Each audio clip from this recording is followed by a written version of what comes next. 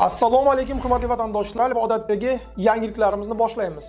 Boshlashdan oldin katta iltimos, meni ko'rayotgan bo'lsangiz, podpiskani bosinglar. Podpiska bizning kanalimizga rivojlanishiga juda ham yordam beradi. Iltimos, shuni bosib qo'yinglar. Moskva hamda Moskva oblasti va Sankt-Peterburgdagi hamyurtlarimizga 10 yillik stajiga ega ishonchli dokument xizmatlarini taklif qilamiz. Registratsiya va uni продление qilish, трудовой договор, уведомление, spravkalar, проверка bazalar xizmatlari mavjud. Muhim eslatma, Amina ilovasi to'liq ishlamaganligi sababli registratsiya qilmaganlar zudlik bilan ushbu xizmatdan foydalaning. Hoziroq ekrandagi raqamlarga qo'ng'iroq qiling yoki WhatsAppdan yozing. Eron Hormuz bo'g'ozini yillar davomida ochmoqchi emas. Eron uzoq yillar davomida Hormuz bo'g'ozini blokada ushlab turish va u yerga amerikalik kemalarni kiritmaslik imkoniyatiga ega. Bu haqda yuqori lavozimli eronlik xavfsizlik amaldori tayanib press-TV xabar berdi.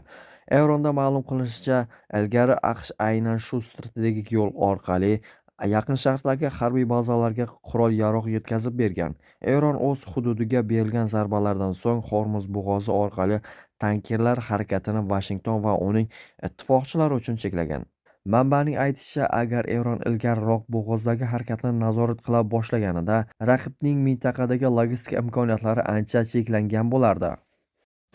O'zingni jahannamga yuboramiz. Eron Trampga keskin javob berdi. Videodan to'liq xabardor bo'lish uchun videoga like va podpisatsiya tugmalaridan bosib qo'ying. Avvalroq AQSh prezidenti Donald Tramp Eron 48 soat ichida Hormuz bo'g'ozini ochmasa, butun jahannamni boshiga tushirishini va'da qilgandi. Tehron esa bu talabni rad etib, AQSh prezidentining o'zini jahannamning qa'riga yuborish bilan tahdid qildi. Eron hukumati AQSh ultimatumining muddati 2 kun ichida tugashini eslatgan. Trampning bayonoti keskin rad etdi. Bu pozitsiya kecha 4-aprel shanba kuni kechqurun bir nechta eronlik yuqori lavozimli rahbarlar tomonidan bildirildi. Eron parlamentining Milliy xavfsizlik va tashqi siyosat qo'mitasi rahbari Ibrohim Aziziy Trampning so'zlariga javoban X ijtimoiy tarmog'ida post qoldirgan.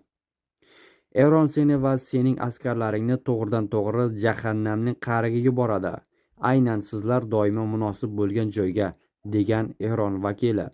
Qayd etish joiz, 4-aprel kuni Donald Tramp o'zining ijtimoiy tarmog'ida o'z ultimatumini yana bir bor eslatdi. Uning aytishicha, Tehron keyingi 48 soat ichida Vashington bilan kelishuvga erishishi yoki Hormuz bo'g'ozidagi blokadani olib tashlashi kerak. Aks holda Eron ustiga butun jahannam yog'iladi, deya ogohlantirgan respublikachi siyosatchi. Tramp Eronning 48 soat vaqti qolganini aytdi. Videodan to'liq xabardor bo'lish uchun videoga like va podpisatsiya tugmalaridan bosib qo'ying. AQSh prezidenti Donald Tramp Eronga Hormuz bo'g'ozini ochish bo'yicha qo'yilgan ultimatum muddati tugab borayotganini ma'lum qildi. Bu haqda u o'zining ijtimoiy tarmog'idagi sahifasida yozdi. Eronga kelishuv tuzish yoki Hormuz bo'g'ozini ochish uchun 10 kun vaqt berganimni eslang.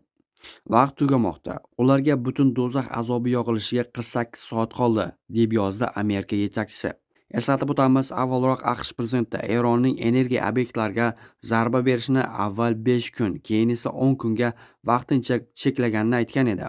10 kunlik muddat 2 kundan keyin 6-aprel kuni tugaydi. Trampning so'zlariga ko'ra, u Tehron bilan konstruktiv muzokaralar fonida shunday qarorga kelgan. Shu bilan birga Eron rasmiylari to'g'ridan-to'g'ri muzokaralar bo'layotganini inkor etmoqda. Zarbalarni cheklashdan oldin Tramp Eronga ultimatum qo'yib, agar Tehron 48 soat ichida Hormuz bo'g'ozini ochmasa, mamlakatda barcha obyektlarni, stansiyalarni yo'q qilish bilan tahdid qilgan edi.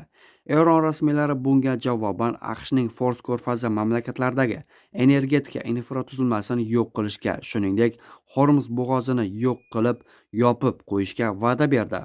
Tramp 2-aprel kuni o'z tahdidlarini takrorladi. Uning ta'kidlashicha, agar Eron kelishuvga rozi bo'lmasa, AQSh ularning har bir elektr stansiyasiga juda kuchli va ehtimol bir vaqtning o'zida zarba beradi. Mart oyi oxirida Tramp Eron bilan muzokaralarda jiddiy progressga erishganini yozgan edi. O'shanda u Vashington yangi ancha oqilona rejim bilan muzokara olib borayotganini qayd etgandi. Prezident shuningdek, Tehron AQShning 15 banddan iborat tinchlik rejasining aksariyatiga rozi bo'lganini aytgandi. Bloomberg xabariga ko'ra, AQSh taklifi 12 ta talabni o'z ichiga oladi, jumladan Eronning uranni boyitishdan voz kechishi, qurolli proksi guruhlarni qo'llab-quvvatlashni to'xtatishi va Hormuz bo'g'ozini ochishi. Buning evaziga Vashington 3 ta tashabbusni taklif qilmoqda. Ular orasida sanksiyalarni bekor qilish va fuqarolik yadro energetikasini rivojlantirishga ko'maklashish bor.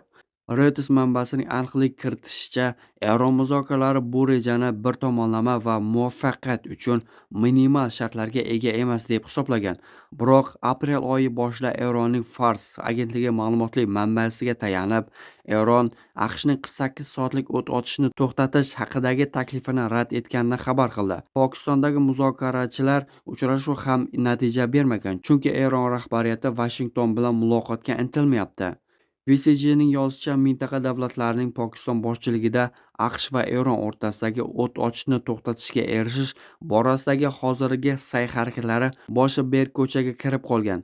Tehron yaqin kunlarda Islomobodda Amerika rasmiylari bilan uchrashishni istamayapti va AQSh talablarini qabul qilib bo'lmas deb atamoqda.